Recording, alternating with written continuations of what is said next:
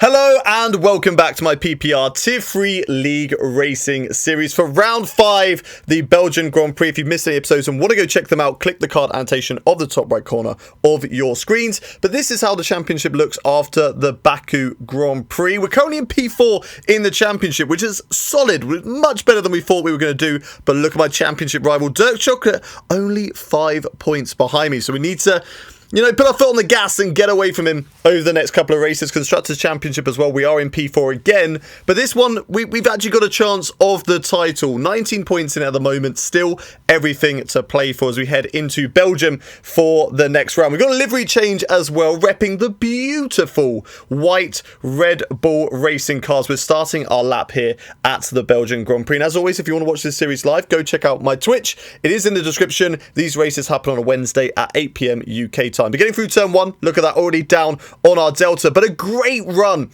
out of turn 1, gaining us time all the way down this straight. Currently P15 in qualifying. It's not been a good qualifying for us so far, but last lap at the moment. Longest lap on the calendar, as we're about 1.5 tenths up currently on our best time. Heading down in towards Le Com now. Moving the car over to the left-hand side. Want to avoid the curb on the right as much as possible. Attack the one on the left and attack this one on the right as well. Completely missing that apex. Not the quickest route through there, but we are still 3 tenths up on our best lap time. Through Rivage, hugging this corner as much as you possibly can. Don't want to lose too much time through there. And then slingshotting your way through the corner with no name. Could have been a little bit tidier there. There was a bit of corrections through the corner. Into Pouon, throw the car through here, hope that it sticks. We're currently 7 tenths up on our previous best lap time. Looking good at the moment. In towards the right and then the left, losing a little bit of time through the right, but all still a very good lap. 1 second up on our best lap time. Through Stavolo now, on the power,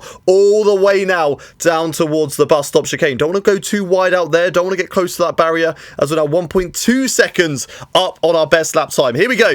All the way through Blanchimont, foot to the floor, keep it upright, flick it back over to the left, get the shortest line through the corner into the bus stop chicane. We need to nail this corner to hook up this lap. On the brake, somebody's taking out the brake marker boards, but we get it slowed down in time. Now through the left, last corner on the power, don't lose the back end. We don't. On the power now, down to the line. It's 1.6 seconds better. It's a 1:43.2. It's only good enough for 13th position, and Dirk Chocolate beats me by the smallest of margins, about 6, less than that, only a few hundredths of a second there. Dirk beats me in qualifying, but we've still got a long race left to go. We've got 22 laps of the Belgian Grand Prix. Weezo Albon putting himself on pole, only 4 thousandths of a second quicker than Jim 1 with Dark in there as well. But we're starting in wet conditions. It's going to go to inters and then it will dry up by the end of the race. So who is going to be the best in wet weather running? We are about to find out as the formation lap is getting itself underway. Lining up P14 on the grid. I've got Dirk Chocolate ahead of me in 13th. Jello Wooder directly ahead of me in P12. Sandy Baggy, we've raced with him a few times this season already. He's in P11. My teammate Marken, not the greatest of qualifyings. He's in P9, looking to improve on that position as well. As we get underway, the lights coming on for the Belgian Grand Prix. It's 5 red lights and we're off. And it's I can't tell. Is it a good start? Is it a better start than Dirk? Better start than Sandy Baggy, but they're on the inside. We can't really go up the inside there. Having to back off the throttle and just take it nice and cautiously through turn 1. Being squeezed out wide there, but left just enough room. And look at that, up into P13. Not too bad of the start. Davy Lee and Marken losing out both of them there. At least Marken did. Davy Lee might have gained. I'm not too sure whether he was behind us or in front. But through El Rouge and Radiant, we just take it cautiously. Don't need to gain anything at the moment. Yellow flags down in towards that corner. Looks like a few cars got mixed up. Sandy Baggy actually going for the alternate strat on those intermediate tyres. No wonder he got a terrible start off the line. Could be a great strategy because it is going to dry up, but it needs to come quickly enough. We've got a virtual safety car. He would have preferred a full-on safety car. We are going to be getting underway any second now as virtual safety car is now ending and we are underway. And we're actually quite close now to the back of Davy Lee. Only about 2 tenths of a second in it at this stage of the race. We run up wide. Davy Lee loses the back end. Did what we did, but a lot worse. And he's into the barrier. We're up into P12. And look at this. Look at the chaos that has happened down into the bus stop chicane. So many drivers now into the pit lane.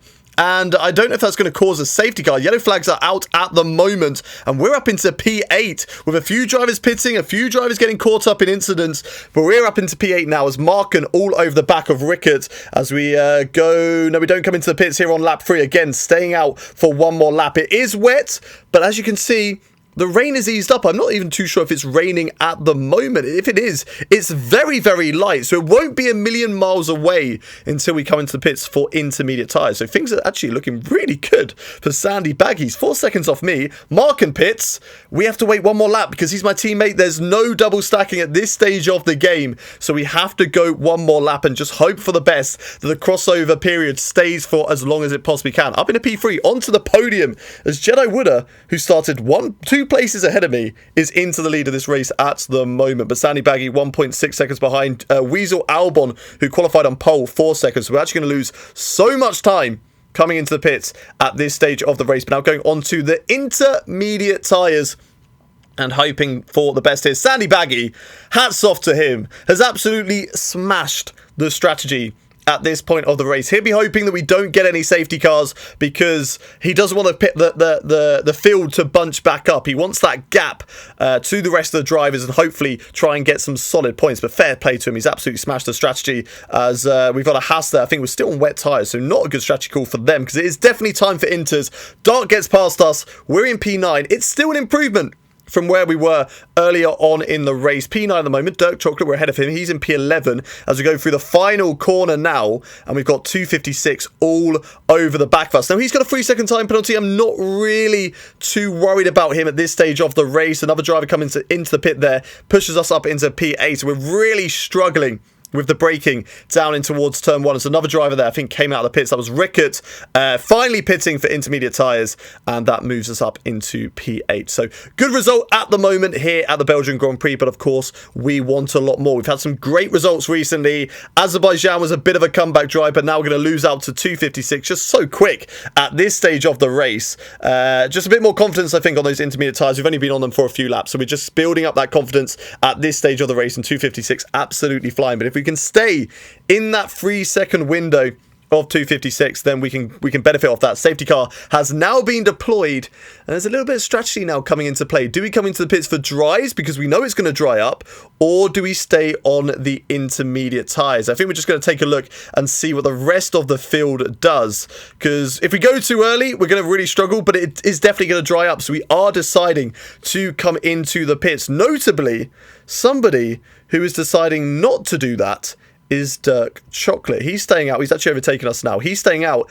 And for some reason, some weird telemetry that he had told him that it was going to rain later on in this race, when we knew that that was complete, utter waffle. So he decides to stay out for intermediate tyres, hoping that more rain is going to come. He's now leading this pack. He's going to be at the front of this pack. We're down into P12. We've lost a few positions, but we're on the dries now, and we are going to be gunning for it. It's only going to be a matter of time. Look at that. There is no rain on track. The track is still slippery. It's still greasy, but it is not raining. And it's the signs that is going to dry up is there. There's a few more drivers come into the pits under the safety car. So making this the best opportunity. They don't want to come into the pits after the safety car has gone in. And that now promotes us up into P7 in this race. But still, yet to pit is Dirk Chocolate. He is in the lead of this race on intermediate tyres, praying and hoping there is going to be more rain. Safety car in this lap as we nearly lose it. We nearly throw it all away. Kane, my old teammate, now in the Ferrari,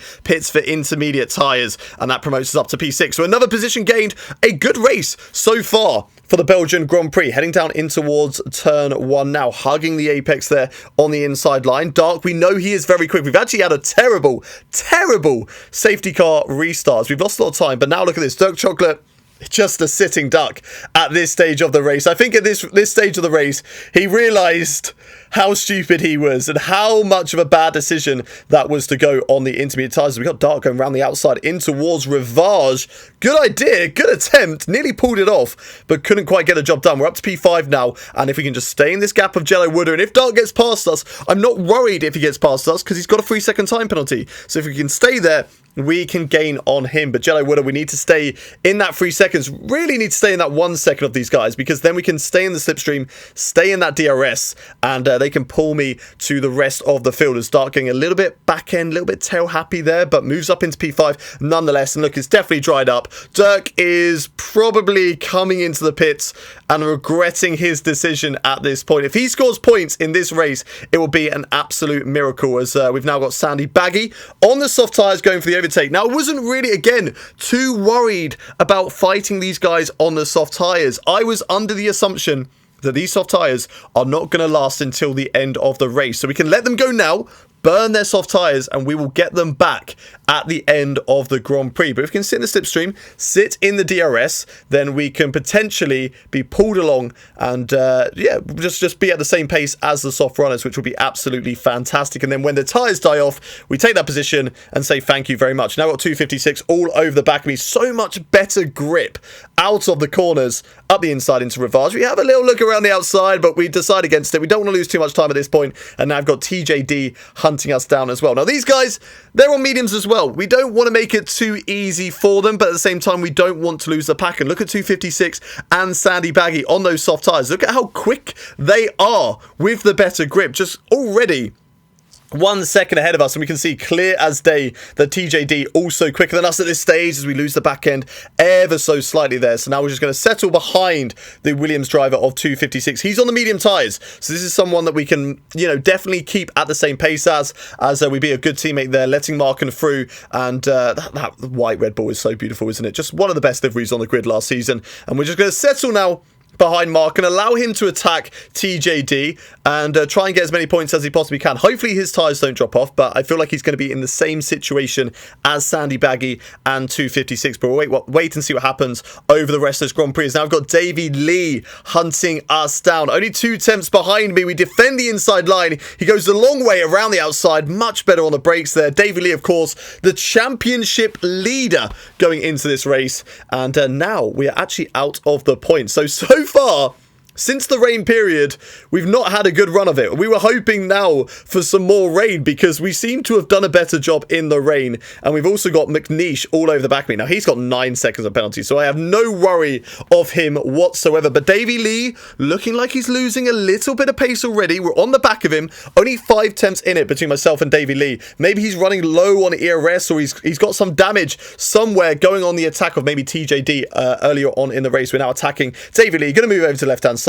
Easy, like taking candy from a baby. There on the left hand side, and we move up into P9. TJD now 1 second ahead of us, and at this stage we found a bit of pace. We're like, hello, okay, now we know what we're doing. As we've dropped Davey Lee, and we're right on the back of TJD now on lap 18 of the race. TJD just moving over to the left-hand side. I don't think he's even bothered about fighting this. No ERS at this stage of the race.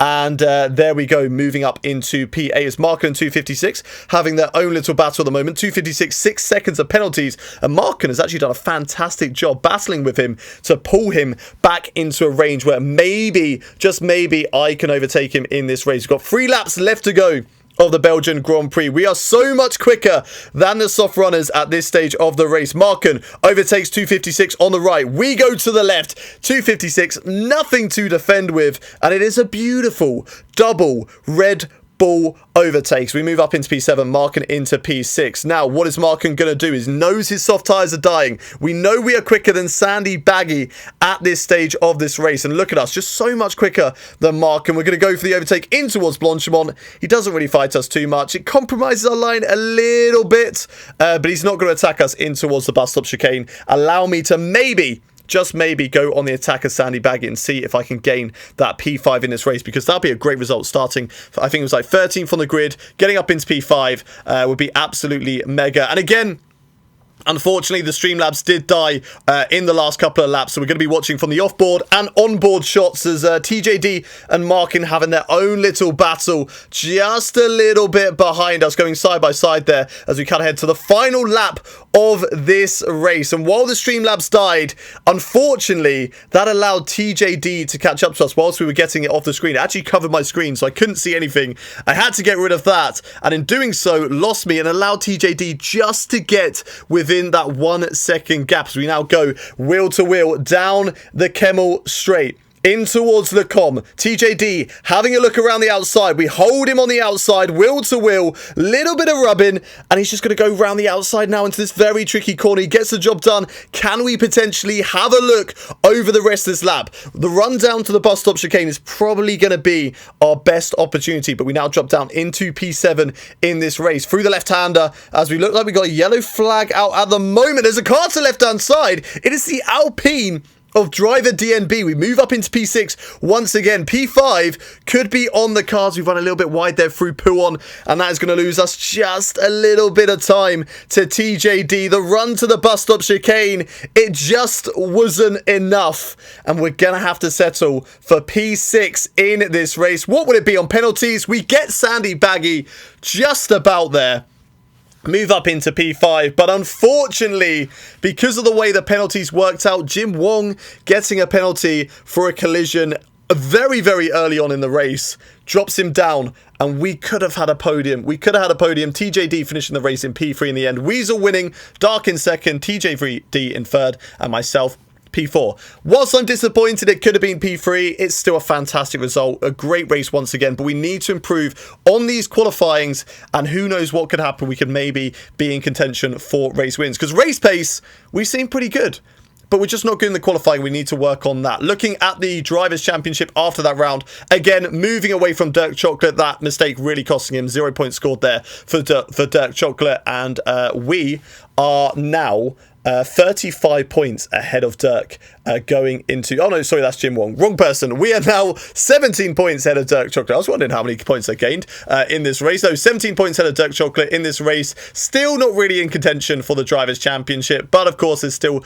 a fair few races left to go. Constructors' Championship now, AlphaTauri leading the way with 85 points, but we have closed up the gap. The gap now is only 11 points. So we'll see what we can do over the rest of the season. There's a lot of teams in the fight for the Constructors' Championship right now. So let's see what happens over the rest of the season. If you've enjoyed this video, don't forget to hit a like on it. Subscribe to the channel, of course, for more of this content. And of course, if you want to watch this live, head over to my Twitch Wednesdays at 8 PM. But until next time, guys, have a great day.